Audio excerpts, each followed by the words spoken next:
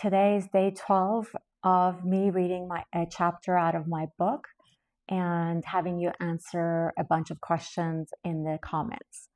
I finally did get my book, as you can see. It arrived last week, or actually maybe 2 weeks ago now. Time is flying by with the holidays around. So today I'm going to be reading from chapter 11.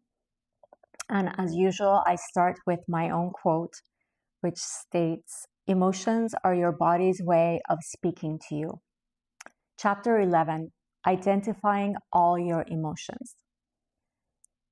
Feel your feelings. If you don't feel your feelings will rule you. Neil Donald Walsh. In this chapter, I will help you expand your emotions vocabulary and reveal why it's especially important for highly sensitive people to name and identify their emotions. How many emotions are part of your current vocabulary? You often find it difficult to identify what you're feeling.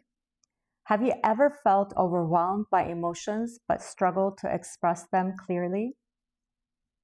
Do you find it challenging to talk about negative emotions like sadness or anger with those close to you?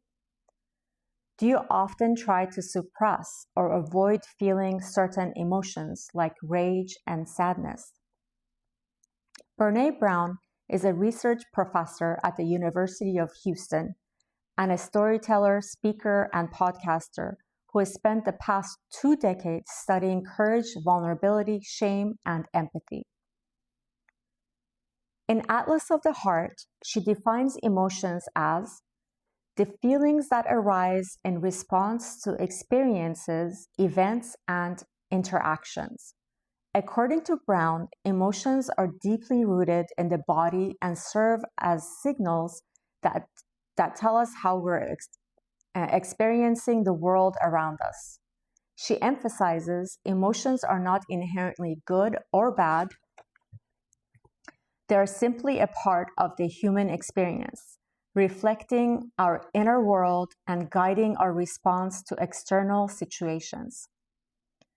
In the same book, Brown says, many people struggle with identifying and expressing their emotions because they lack a sufficient emotional vocabulary.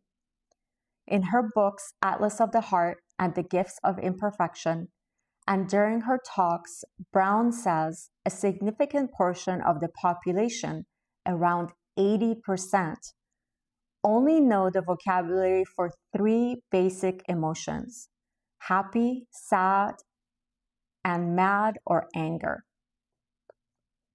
In my opinion, this limited emotional vocabulary hinders emotional processing and the ability to fully understand and communicate one's feelings.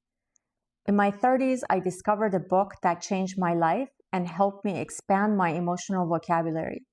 I've read this book at least 5 times over the years, and each time I get more insight. This book holds so much wisdom that for me, it's impossible to learn everything it has to teach in a single reading. The book is Ask and It Is Given: Learning to Manifest Your Desire by Esther and Jerry Hicks. In this book, the authors talk about 22 emotions. I created a visual called the Ladder of Emotions, where each emotion is mapped to its corresponding vibrational frequency. So here's the ladder of emotions, and what I did was I took the 22 emotions, added some more emotions to it, to the list, and then searched the frequency basically to each emotion. So, and then I created the ladder of emotions, mapping it to its corresponding frequency. So once you get my book, and by the way, it is available on Amazon now. You can also order it through my website, parastoo.emami.com. But it is available on Amazon, and soon it will be available in your local bookstores as well. So when I'm looking at the ladder of emotions, I try to stay at the top 5 emotions on the ladder because those are the ones with the highest vibrational frequency. And in a little bit, I'll tell you why that's important. So number 1 is peaceful at 600 hertz. Number 2 is passionate, joyful, grateful at 540 to 550 hertz. Love, compassion, and freedom is at 500. Happy, enthusiastic, eager is at 430 to 480. And positive, optimistic is at 400.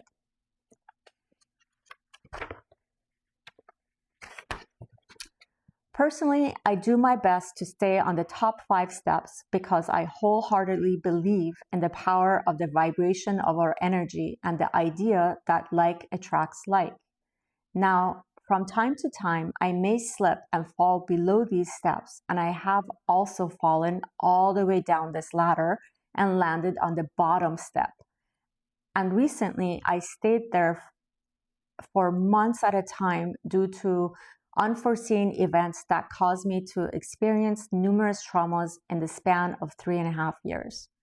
But before these events, it was very rare for me to fall below the 5th step.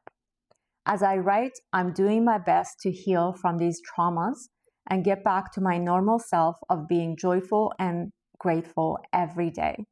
Until I'm fully healed, I will give myself the gift of compassion and grace. If you're wondering what energy vibration is, you're not alone. Few people know about this concept. I discovered it in Ask and It Is Given. According to Jerry and Esther Hicks, everything in the universe, including thoughts, feelings, objects, and even experiences, exist at a particular frequency or vibration. Their teachings emphasize thoughts and emotions are powerful because they directly influence the vibrational frequency of an individual. Positive thoughts and emotions such as joy, love, and appreciation raise one's vibration, while negative thoughts and emotions such as fear, anger, and frustration lower it. According to the Hicks, the vibration of your thoughts and emotions act as a magnet, attracting experiences that are in alignment with the frequency. The core of their message is, by raising your vibrational frequency through positive thinking, gratitude, and emotional alignment, you can attract more of what you desire into your life. They propose the universe responds to the vibration you're emitting, and when you align with positive emotions, you're more likely to manifest positive outcomes and experiences.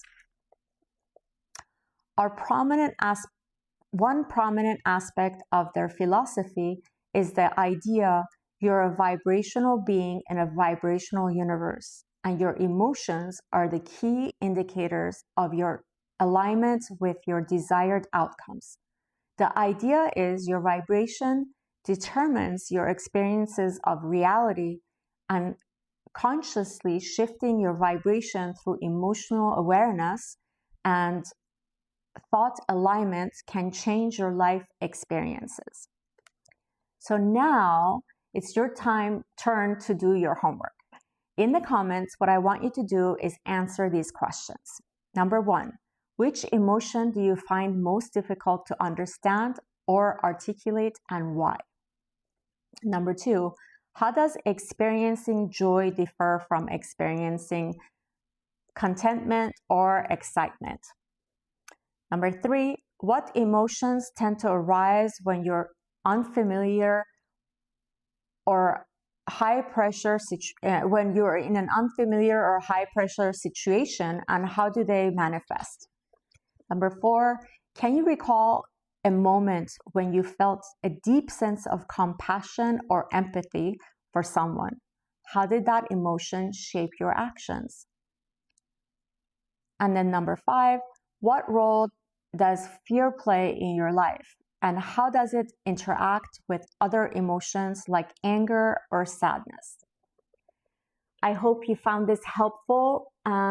Please comment your answers in the comment section. Subscribe to the channel if you're not already subscribed. It's free and it helps my channel grow and get to more people. So I would appreciate it if you would subscribe. If you like this video, please like it and share it with someone that you think might benefit from it.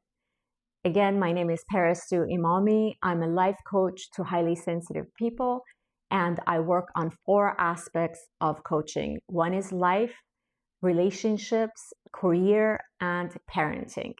If you want to book a one-on-one session with me, I offer a 15-minute consultation, and the link is in the description below.